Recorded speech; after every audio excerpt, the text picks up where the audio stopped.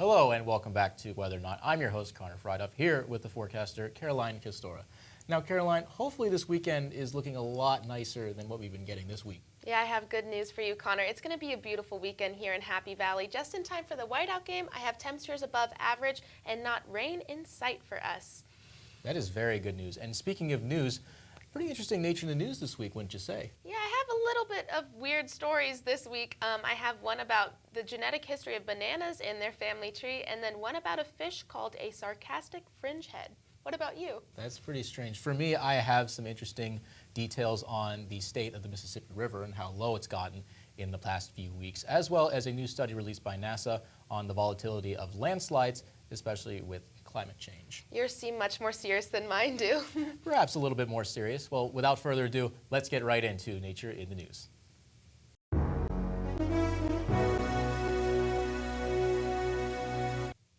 A global survey has unpeeled a more diverse family tree for bananas than previously thought.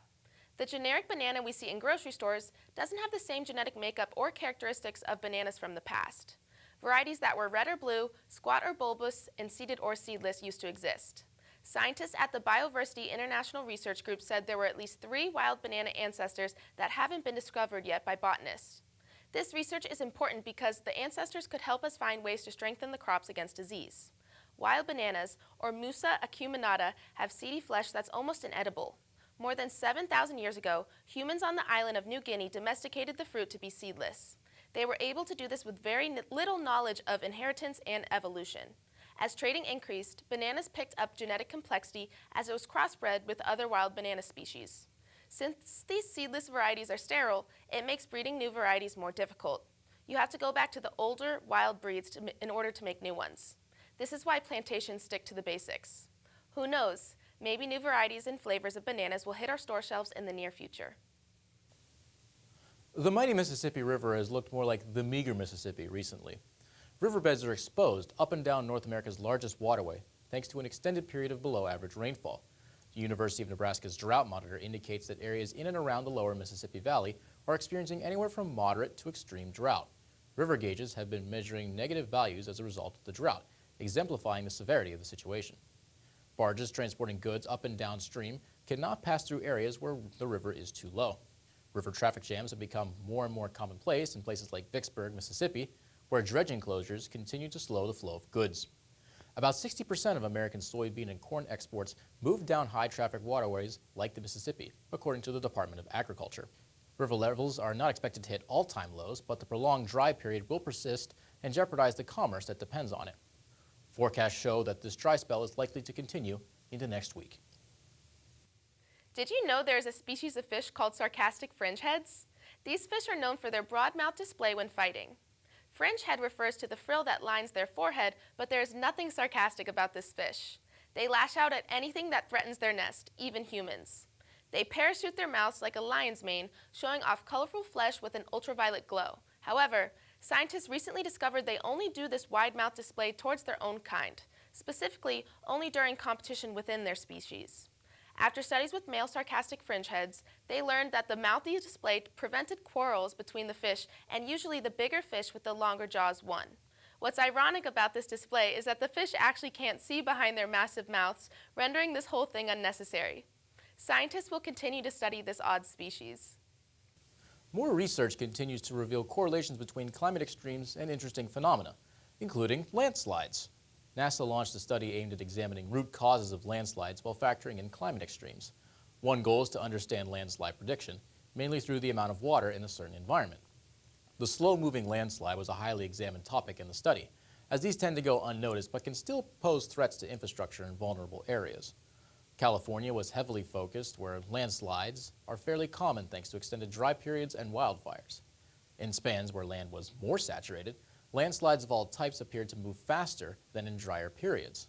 Scientists also found that learning landslide behavior could help establish a monitoring network geared at the early warning of vulnerable communities. Future endeavors involving satellite data could help researchers and the public learn more about vegetation in landslide-prone areas. In abnormally dry or wet conditions, landslides continue to threaten certain communities, but new insight and research can help those in the path get ahead of the next deluge.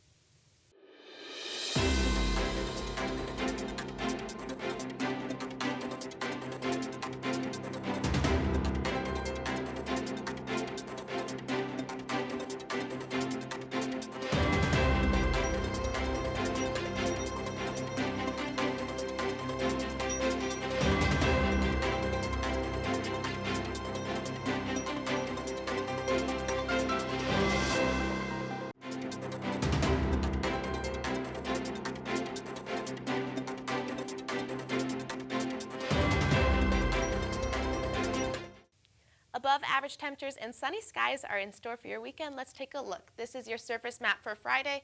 High pressure finally situates over our area after we were dealing with a low pressure system situated over the Great Lakes, which brought with it some wintry precipitation you might have seen on Wednesday and just rain and cooler temperatures. So this is a very welcomed relief as we move into this weekend. Again, warm conditions and sunny skies for Friday that continue into Saturday.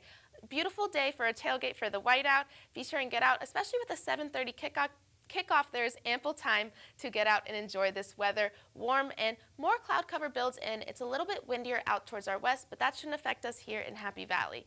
And then for Sunday, that high pressure again is still over our state. A little more cloud cover in our area, but warm and sunny, especially for late October in Pennsylvania. So here's your forecast. 61 degrees on Friday, sunny skies, plenty of sunshine, and this will be the closest to average temperature-wise we will be this weekend, and then it'll just continue to rise. But we first have to get a little bit chillier at night. 37 degrees Friday evening, chilly and clear, so be sure to pack a coat and maybe even turn on your heater because it's going to be brisk outside at night. Saturday, though, we rebound very nicely above average temperatures at 66 degrees, sunny skies, and again, just a beautiful day for white out. Saturday night, however, it drops down into the 40s, a few clouds build in, and then the cloud cover sticks around for Sunday, partly cloudy skies and a high of 65 degrees, but again, above average temperatures and just a beautiful day for us in Happy Valley. So here is your whiteout forecast. I expect some whiteout conditions, not in the sky, but in the stadium. We have a temperature of 64 degrees at your 7:30 kickoff, clouds building in our area, but just a beautiful night for some fall football, and hopefully Penn State is forecast a win for this whiteout. And now, stay tuned because Dana has a feature on fall foliage. A kaleidoscope of color welcomes fall with open arms. Warm shades of red, orange, yellow, and purple replace the tired green of late summer. But what makes the leaves change color at all? The answer is part astronomical, part meteorological, and part biological. So leaves change color because when it gets cooler outside and you start getting shorter days, it slows down the process of developing chlorophyll. So that whole photosynthesis process decreases once you get into the autumn. As the Earth revolves around the sun, the tilt of the Earth on its axis decides how much direct sunlight a hemisphere receives. This is what causes the Earth's seasons. And as the Earth moves into the autumnal position in respect to the sun, the amount of sunlight decreases. This change is what causes the trees to begin to stop producing chlorophyll.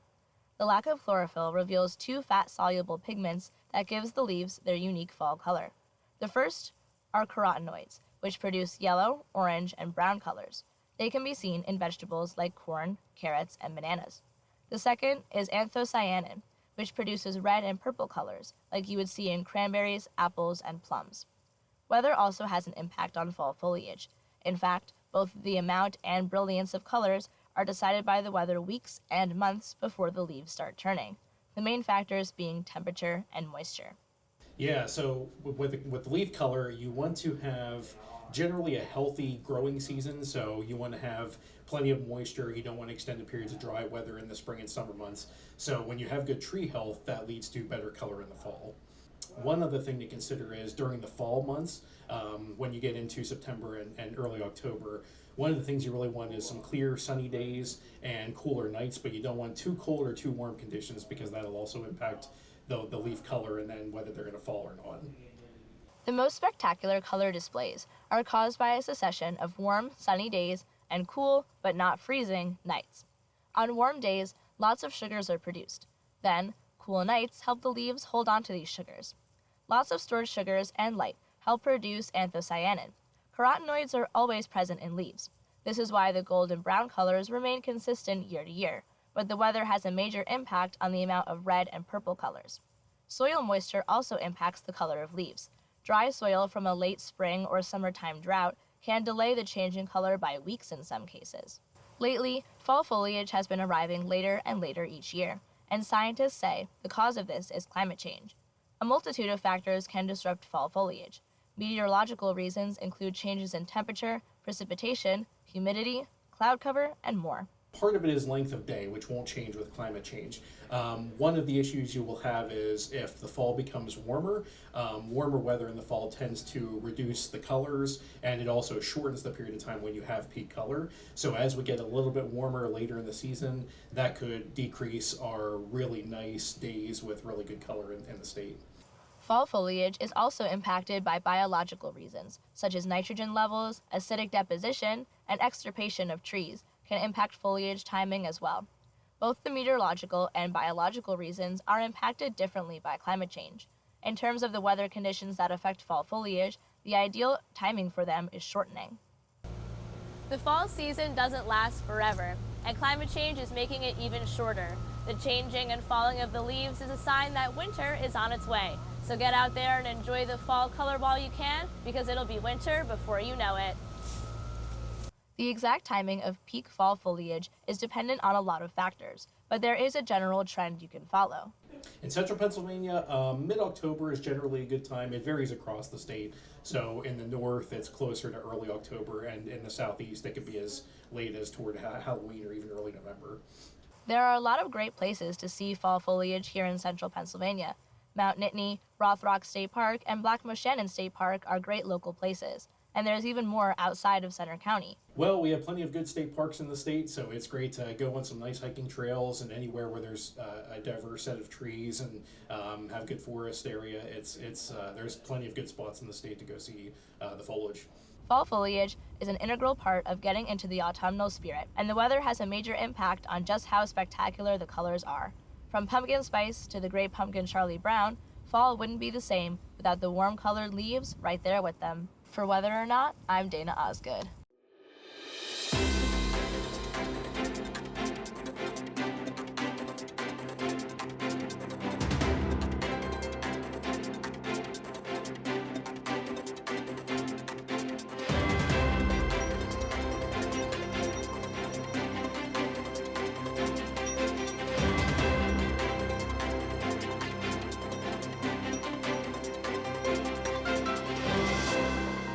And now here's your extended forecast. We have a beautiful weekend in store for us here in Happy Valley, above average temperatures and sunshine, so let's take a look. Friday, 61 degrees. Again, like I said, abundant sunshine, but it's going to get a little chilly Friday evening at 37 degrees as our low, so be sure to pack a coat wherever you go.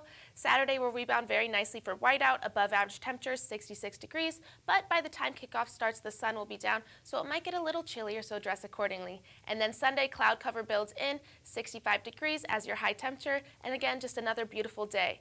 And the trend continues as we move through the week. Warm with plenty of sunshine here in Happy Valley. You can see cloud cover builds in more this week, but we are above average Tuesday, almost reaching 70 degrees, but temperatures go back to normal by the time we reach Thursday and Friday. So I'm just glad there's no rain in the forecast for whiteout. I agree. Having a dry whiteout, especially after the last home game, is a welcome sight, and that weekend looks absolutely pristine. Definitely. Now, with that being said, let's get right into the Weather Whiz Quiz. And now here is your Weather Whiz Quiz for this week. What time of year is typically peak fall foliage for central Pennsylvania? Is it early October, mid-October, late October, or early November? If you said mid-October, you would be correct. Yeah, last weekend I got out and drove through the ridges and looked at the trees and the leaves, and it was absolutely beautiful. Yes, you can take a walk pretty much anywhere outside of campus, like on Sunset Park or Circleville Park, and you'll see some absolutely beautiful views. It is definitely that time of year for peak season. For sure. Well, thank you very much for watching this week's edition of Weather or Not. We will see you next week. Have a great day.